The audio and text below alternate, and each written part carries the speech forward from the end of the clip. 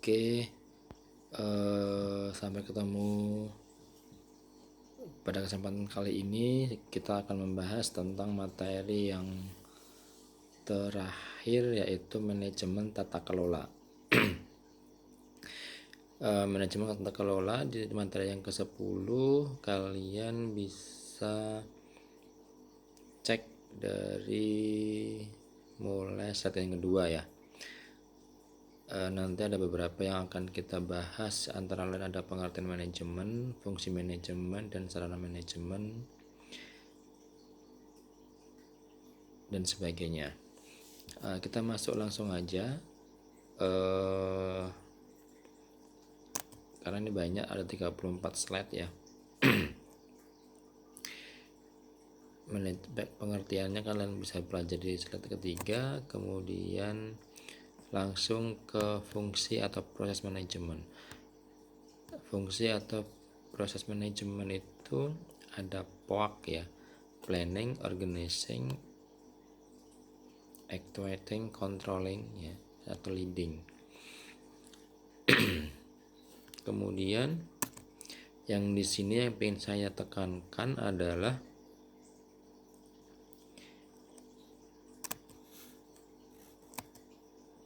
sarana manajemen. Sarana manajemen ada 6M ya, ada man atau SDM, kemudian money atau uang, materials atau bahan, kemudian mesin atau mesin, methods, dan market. Dari masing-masing sarana manajemen tersebut saling berkesinambungan, tidak bisa berdiri sendiri ya. Artinya keenam sarana manajemen itu saling berkaitan. Selanjutnya adalah fungsi manajemen tadi, yang pertama adalah planning. Untuk planning, perencanaan ada yang bersifat formal dan non formal. Perencanaan formal jika sasaran jelas dan bentuknya tertulis, dirumuskan dalam suatu program yang lebih terperinci, sehingga ada tindakan-tindakan yang dilakukan untuk mencapai sasaran tersebut. Sementara perencanaan informal jika sasarannya kurang jelas dan tidak tertulis, dan tidak ada tindakan-tindakan dalam pencapaian program sasaran tersebut. Gunanya perencanaan untuk membawa perusahaan atau organisasi dari mana dia berada sekarang dan kemana seharusnya dia berada, di mana yang akan datang dalam kondisi yang lebih baik. Itu di slide yang ke-7. Kemudian apa peran dan rencana dalam proses perencanaan? Peran, tujuan, dan rencana dalam proses perencanaan. Tujuan atau goals pada dasarnya adalah hasil akhir yang diharapkan dapat diraih atau dicapai oleh individu, kelompok, atau seluruh organisasi. Sebuah rencana adalah sebuah bentuk konsep dan dokumentasi yang menggambarkan bagaimana tujuan akan dicapai. Jadi di sebuah perencanaan itu sudah tertulis jelas di situ tujuan atau goals yang akan dicapai seperti apa. Nah, goals atau tujuan itu berdasarkan dari kesepakatan dalam organisasi tersebut. Itu di slide yang ke-8. Kemudian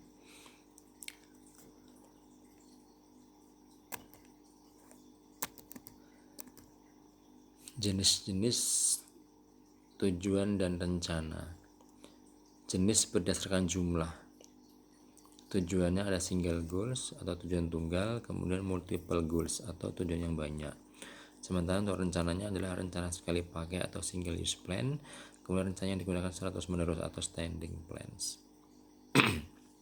Nah, itu di slide yang ke-9 ya. Berdasarkan kejelasan, tujuan yang dinyatakan state goals atau tujuan yang aktual atau nyata atau real goals. Kemudian rencana spesifik atau specific plans, dan rencana directive atau directive plans. Itu di slide yang ke-9. Kemudian jenis perencanaan berdasarkan luasnya, perencanaan strategis, perencanaan operasional. Maksudnya perencanaan strategis adalah rencana-rencana yang berlaku bagi seluruh organisasi menentukan sasaran umum organisasi tersebut dan berusaha menempatkan organisasi tersebut ke dalam lingkungannya. Sementara rencana operasional adalah rencana yang menetapkan rincian tentang rencana strategi yang dicapai. Berdasarkan jangka waktu, jenis perencanaan berdasarkan jangka waktu, yaitu perencanaan jangka pendek, perencanaan jangka panjang. Jelas ya di situ. Kemudian berdasarkan kekhususannya, ada perencanaan direksional, perencanaan khusus, kemudian keterkaitan di antara keduanya. Jadi kalau perencanaan direksional itu adalah perencanaan yang fleksibel yang menetapkan pedoman umum atau rencana yang mengarahkan atau rencana yang memberi bimbingan secara longgar. Sementara perencanaan khusus adalah rencana yang sudah dirumuskan dengan jelas dan tidak menyediakan ruang bagi interpretasi. Jadi perbedaannya di situ adalah kalau direksional itu memberikan bimbingan secara longgar, sementara kalau khusus itu sudah jelas arahnya, sudah tidak ada celah untuk memberikan saran dan sebagainya. Kemudian keterkaitan di antara keduanya atau kombinasi di antara keduanya. Rencana khusus memiliki kekurangan seperti kejelasan dan kemampuan meramal, sehingga ketidakpastian perencanaan tersebut sangat tinggi dalam menghadapi situasi seperti tersebut. Diperlukan perencanaan direksional karena manajemen harus fleksibel untuk menanggapi perubahan yang tidak terduga. Jadi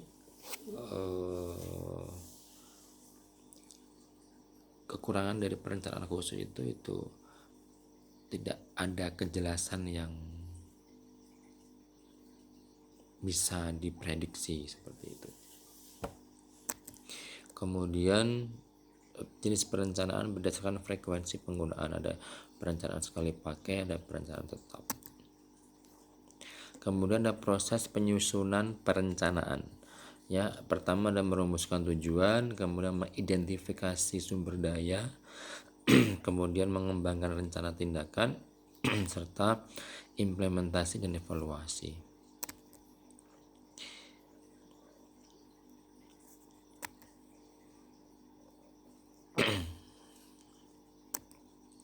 Kemudian efektivitas perencanaan dan kegunaan, ketepatan objektivitas, ruang lingkup, aktivitas biaya, akuntabilitas, ketepatan waktu.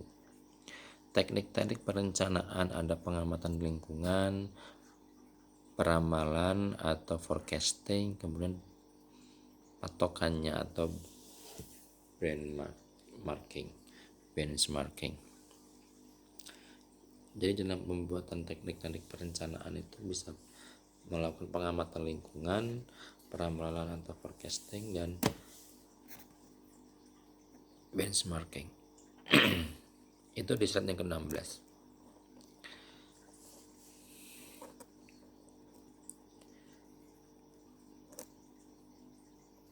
Saya skip untuk yang selanjutnya.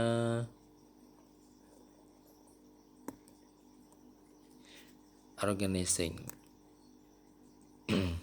Tujuan pengorganisasian antara lain adalah membagi pekerjaan yang harus dilakukan menjadi departemen dan jabatan-jabatan yang terperinci, membagi tugas dan tanggung jawab yang berkaitan dengan masing-masing jabatan, kemudian mengkoordinasikan berbagai tugas organisasi, mengelompokkan pekerjaan yang ke dalam unit-unit, membangun hubungan di kalangan individu, kelompok, dan departemen, menetapkan garis-garis wewenang formal, mengalokasikan dan memberikan sumber daya organisasi.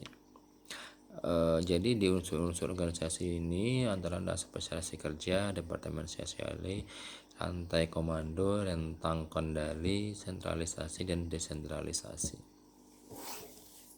Jadi dalam mengorganisasi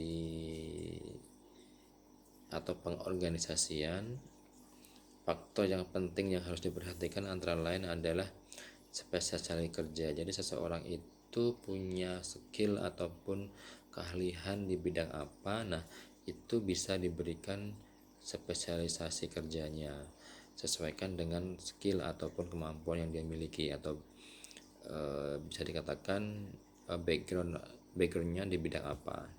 Kemudian rantai komando.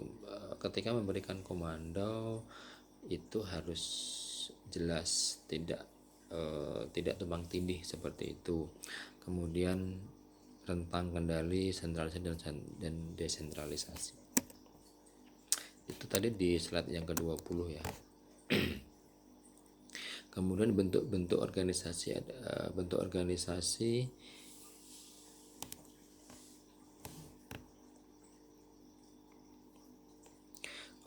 lini atau garis, suatu bentuk organisasi yang setiap pekerjaannya hanya mengenal satu pimpinan yang langsung membawahinya. Jadi satu lini, organisasi satu lini. Sementara kalau organisasi fungsional itu organisasi yang pembagian tugasnya didasarkan menurut fungsi yang ada dalam organisasi tersebut. Jadi kalau bentuk organisasi lini itu ya cuman satu pimpinan, kemudian ada langsung bawahannya. Kalau organisasi fungsional adalah organisasi yang mempunyai bawahan sesuai dengan fungsinya, dibagi berbagai bagian-bagian masing-masing sesuai fungsinya. Ada struktur organisasi seperti itu ya. Kebaikannya, kalau organisasi lini itu adanya kesatuan dalam pimpinan, tidak ada tumpang tindih komando kalau misalnya organisasi lini. Kekurangannya ya birokrasinya terhambat karena memang cuma satu pimpinan itu tadi. Ketika pimpinan itu tidak ada ya sudah stuck di situ. Tapi kalau misalnya organisasi fungsional, kalau di satu pimpinan satu tidak ada, bisa digantikan dengan wakil atau pimpinan yang lainnya yang bisa mewakili atau mempunyai wewenang yang sama. Intinya seperti itu.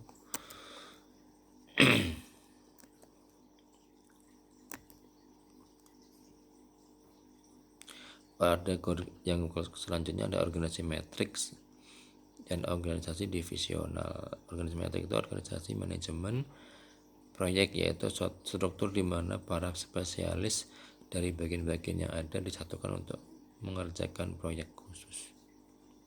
Jadi kalau organisasi metrik itu kumpulan-kumpulan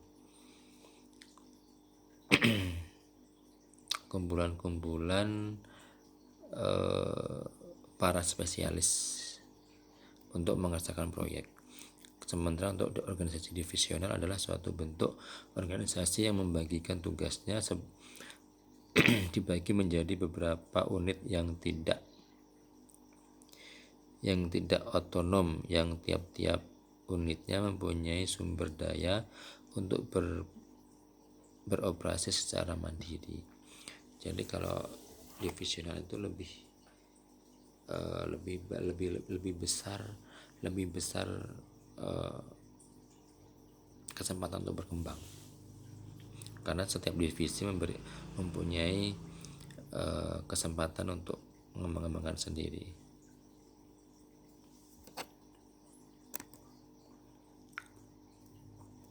Kemudian kepemimpinan atau leading.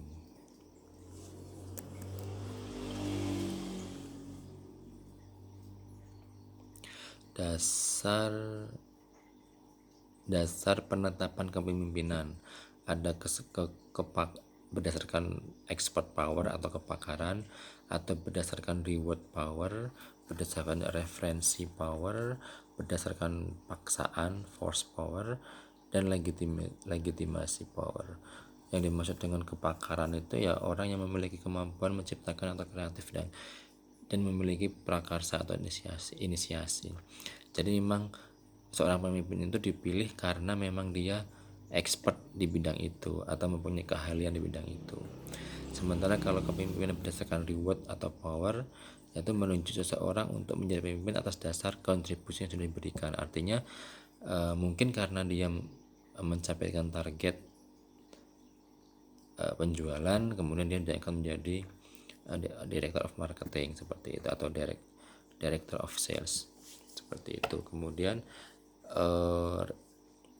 Penetapan kepemimpinan berdasarkan referensi power atau melalui rekomendasi dari orang yang memiliki kewenangan dan kekuasaan yang lebih tinggi. Ya, biasanya owner, karena kenal dekat dengan owner, jadi referensi seorang owner bisa menjadi pemimpin seperti itu. Kemudian karena paksaan atau force power, melalui penunjukan ataupun kekuasaan seseorang, artinya seseorang dapat menjadi pemimpin karena ditunjuk oleh orang lain yang lebih tinggi kedudukannya dalam instansi yang bersangkutan. Jelas ya.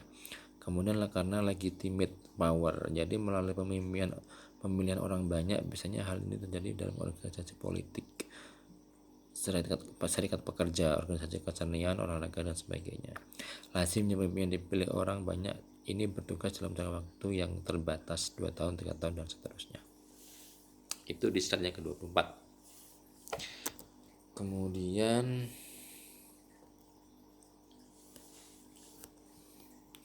tipe kepemimpinan, ada kepemimpinan pribadi, otoriter, kebapaan, non pribadi, dan sebagainya. Itu di slide yang ke-25 ya, bisa dibaca sendiri. Kemudian controlling atau pengendalian dan pengawasan. Tujuannya pengendalian adalah menjamin bahwa semua tujuan dari setiap orang atau kelompok konsisten dengan tujuan jangka pendek maupun jangka panjang. Kemudian membantu agar segala sesuatunya berjalan dengan baik, tepat waktu, dan hasilnya konsisten dengan tujuan yang ditetapkan.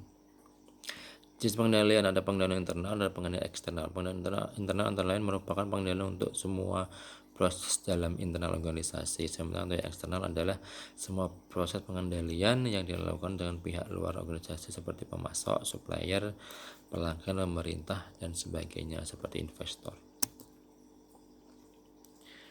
Proses pengendalian.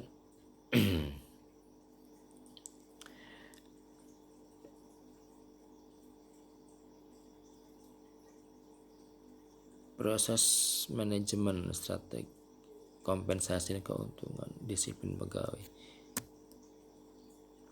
5 poin penting dalam pengendalian efektif, yaitu kontrol environment, penilaian risiko, prosedur pengendalian, pemantauan, informasi, dan komunikasi. Jadi ada 5 poin dalam proses pengendalian yang efektif. Ada kontrol environment, jadi pengendalian lingkungan. Di sebuah organisasi kalau tidak tercipta lingkungan yang kondusif, ya sulit juga untuk meningkatkan produktivitas kerja.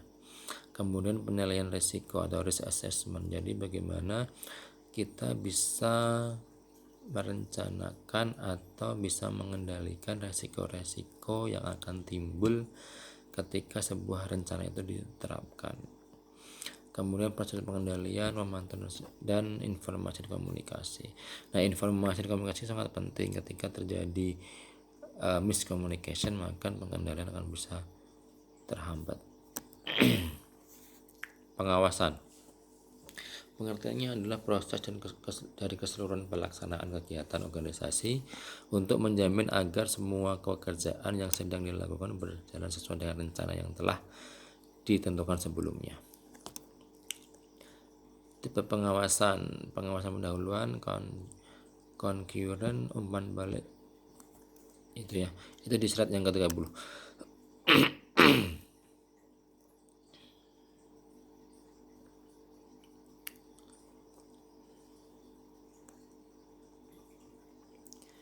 Tahapan dalam proses pengawasan.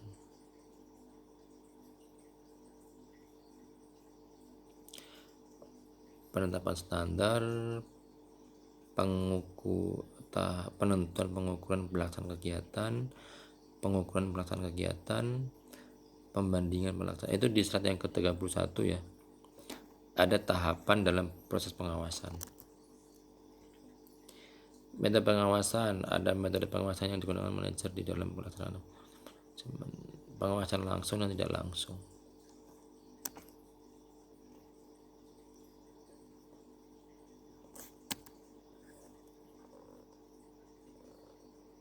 Metode pengawasan non kuantitatif dan kualitatif.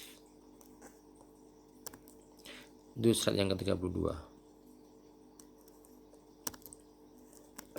Kemudian ada metode pengawasan kuantitatif, pengawasan dari jarak jauh dan dilakukan melalui laporan yang disampaikan oleh para bawahan.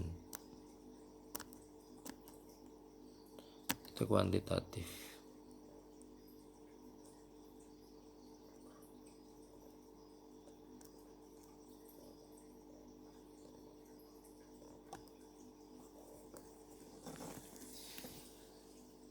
Oke, untuk materi ini kalian tidak perlu untuk mereview.